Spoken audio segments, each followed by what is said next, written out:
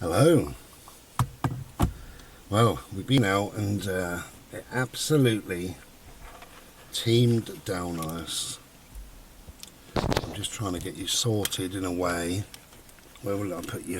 Oh, I might put you over there.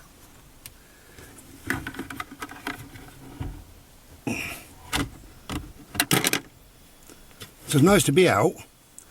It's also nice to be dry. I haven't experienced rain like that for a long time. It made me chuckle.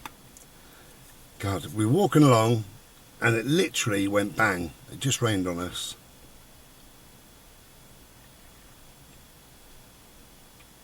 Cheers. So back at the car, in the dry. It's always the way. You go to the doctor and you feel better. You're out in the rain, as soon as you go indoors or to the car or find a shelter, it just goes dry. So, yeah, it's dry out there now. But we're wet. We're wet. I think the lens might steam up a little bit, maybe.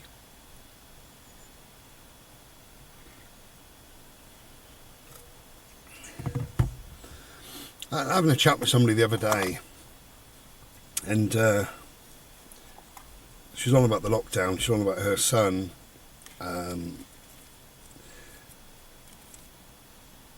The conversation turned to drugs, and she said, why do you think it is that quite a lot of kids take drugs these days? And the honest answer is money. It's because they've got an excess of money now. And that's the honest answer. We can say that there's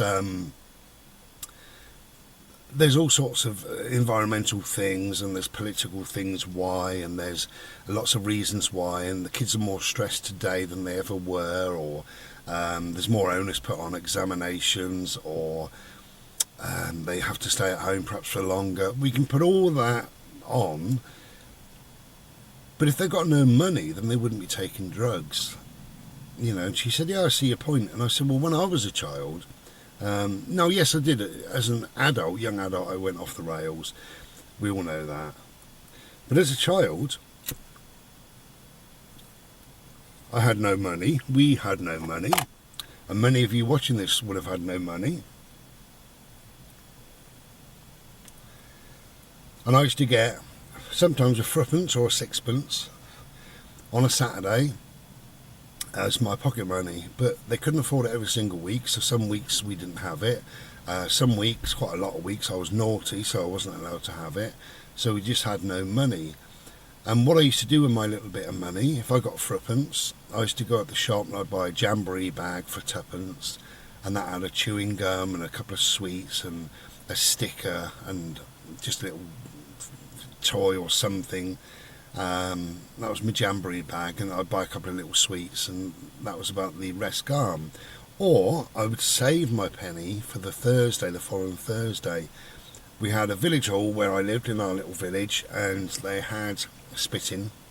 They had, I suppose, a youth club really, and I think it was a penny to go in for the evening. I got a feeling it was a penny, and whatever it was anyway, I think it was a penny. I used to pay me a penny and go in and make the absolute most of it. We all did. What I remember mostly coming out of there at 9 o'clock was two things: how dark it was, and then we got to walk home in this spooky blackness, which is beautiful.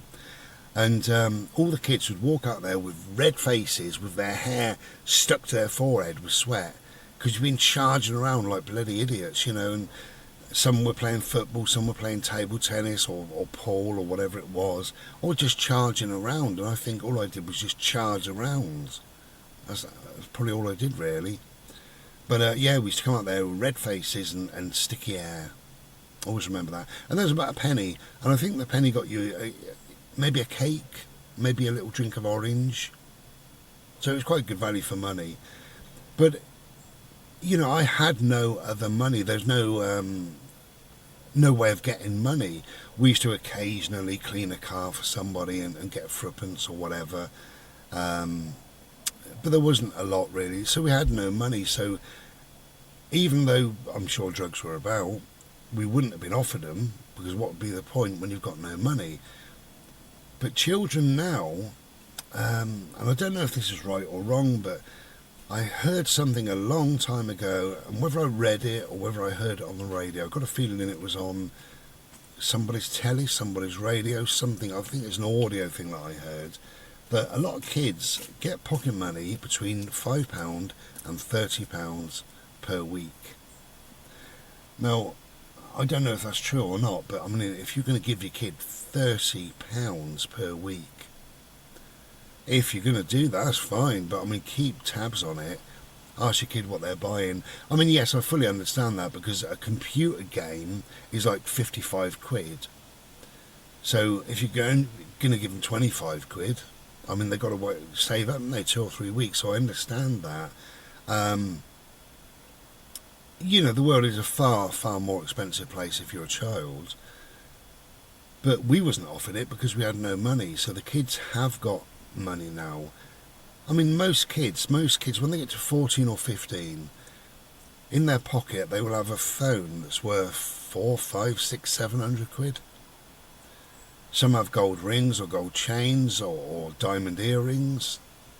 Some kids are wearing T-shirts by Tommy Hilfiger or whoever. We had jumble sale clothing. When we had new, it came from Woolworths. We had plimsolls from Woolworths. My PE kit came from Woolworths. You know, we lived how it was back then. Freezing cold house. Always remember that. We had no money. So I think the answer to that is why are so many kids now taking drugs?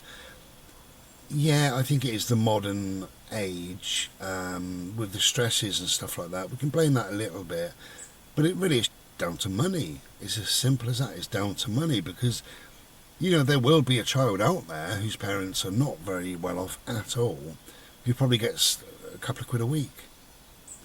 No, what's he going to buy with a couple of quid? He's not going to buy drugs with it. And also, drugs are pocket money prices. You know, mums and dads need to get their head around that.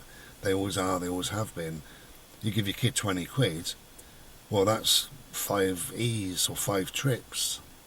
You know, so they could be blasted out their face, really, for a number of days throughout the month or throughout the week or whatever.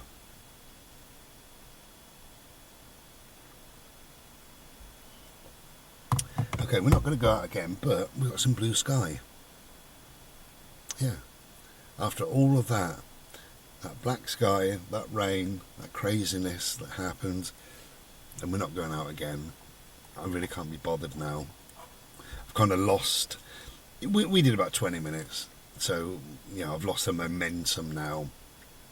I just kind of want to go home and just chill for the rest of the day. But yeah, that's the answer. It really is the answer. I'm sure that people will disagree, but that is the answer. Surely if you give kids money and they've got a wealth of money, an excess of money, they're going to look to be doing something with it. And it all depends the group that they're in. If they're with a group of athletes, then they're going to spend that on perhaps nice trainers or a canoe or something like that. They're going to save up and buy a push bike or whatever. But if the kids are hanging around with you know, you can't really say it's where they're from, but in my experience, when I was a child, if you're going to hang around with a load of council estate kids, then you're going to do what they do. You know, we had no money, but we all used to nick our mum's fags, all the kids from the village. You know, we used to rob the pub. We used to nick his bottles and then sell them back to him, you know, for a couple of pence. We used to nick copper wire off the scrappy and then sell it back to him. You know, used to nick onions and potatoes off the farmer. That's what we did. We used to go nicking coal as well.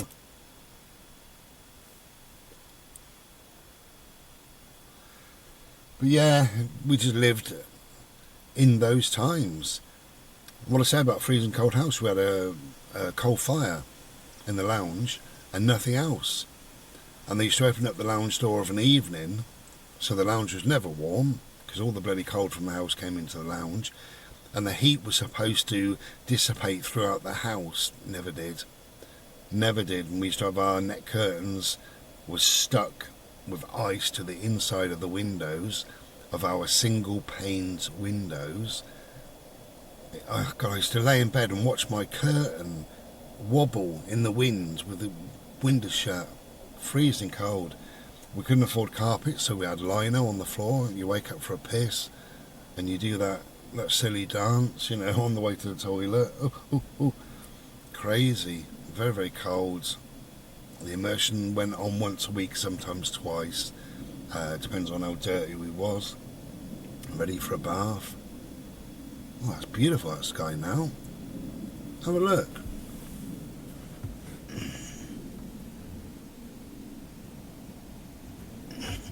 Don't know what you can see, but it's lovely.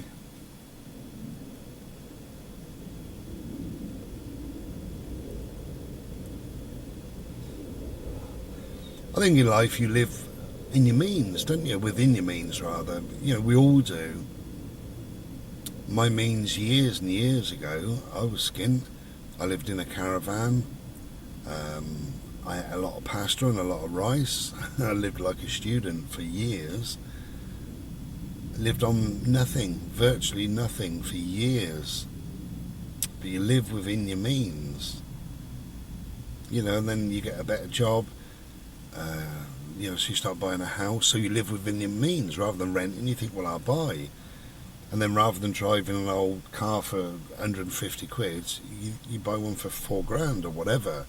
You just live within your means. So as a child, our means were we didn't have a lot. There was no spare money for anything. We didn't have holidays, actually, when we was kids. We had days out. And we used to have a coach. It was a Tappins coach. We used to get a Tappins coach down to sometimes Bournemouth or Weymouth or Southsea, those sort of places, and that was our holiday. So we had 6 weeks off, and in that 6 weeks we may have one or sometimes two of these coach trips, which as a little boy I thought that was my holiday. I'm going on holiday today. That's what I used to say to my friends. I know I made a video a long time ago talking about that when I was 11 we had to write, or 12 would have been, we had to write what we'd done over the 6 week period, and the 6 week summer holiday period, and I put that I went on holiday, and somebody else stood up and they read theirs, and they went on holiday, but they went to like America, and I never understood that, because how could you get there and back in a day? I knew America was a long way away, but you've got to come back home to sleep, haven't you? So how is that possible? It's not even possible. And I read mine, and I said to my teacher pointed it out. He said, sorry, you said you went on holiday, but you just went for a day. And I said, yeah, that's my holiday. And he said, a holiday is when you go and stay. And I said, stay on holiday? What do you mean? And he said, you stay. A hotel or a caravan on a caravan site or whatever, you go and stay. Wow, I've never heard of that in my life. Going somewhere and staying. A holiday to me was getting up about 5 o'clock in the morning, getting a coach, going down the sea, building some sandcastles, eating some chips, having a swim, getting on the coach, coming back home. That was my holiday. And not just mine, the whole estate where I lived. The other kids used to say, oh, we're going on holiday next Wednesday. I said, where are you going? And they'd say, Bournemouth or something like that. That's a holiday. Never knew you could stay on holiday.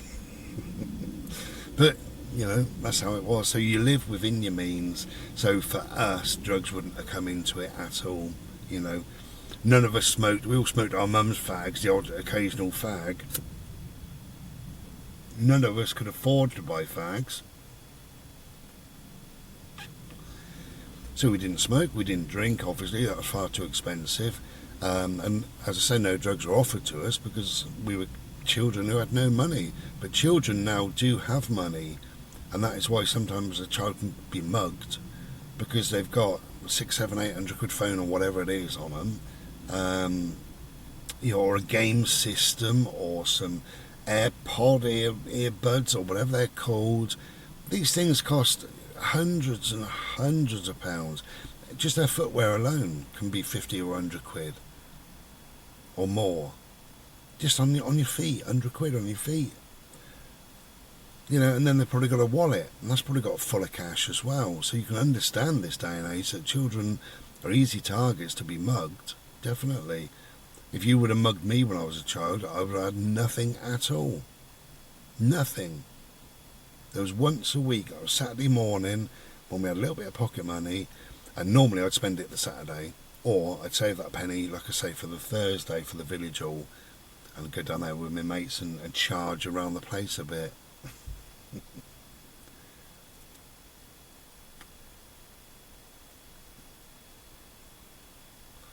Reminiscing. Okay, I'm going to have my sandwiches now. Sit and have my lunch. Take care. We'll be back soon. Be well. Ta-da.